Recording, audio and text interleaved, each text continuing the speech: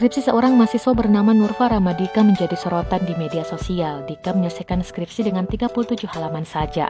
Dilansir dari Kampuspedia, Nurfa Ramadika mengunggah sebuah video di akun TikToknya @dikarama98 pada Senin, 23 Agustus 2021. Dika merupakan mahasiswa lulusan Fakultas Peternakan Universitas Jenderal Sudirman. Baru saja menyelesaikan studinya sehari sebelum liburan Idul Adha pada bulan Juli 2021 lalu. Skripsi yang dibuat Nurfa Ramadika berjudul Pengaruh Level dan Cara Pemberian Madu terhadap kadar lemak, abdomen, dan lemak daging puyuh jantan. Rupanya skripsi yang disusun Dika hanya sebanyak 37 halaman saja, sudah termasuk cover hingga halaman daftar riwayat hidup.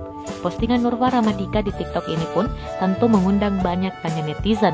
Ada pula netizen yang membandingkan halaman skripsi mahasiswa di kampus lain dengan jumlah hingga ratusan halaman. Hal ini karena ketentuan minimal skripsi di kampus biasanya sekitar 50 hingga 70 halaman. Dika pun menjelaskan peraturan di kampusnya yang tidak membatasi jumlah minimal halaman skripsi karena penelitiannya bersifat eksperimen. Dika juga membagikan tips penulisan skripsi agar tidak bingung dalam pengerjaan.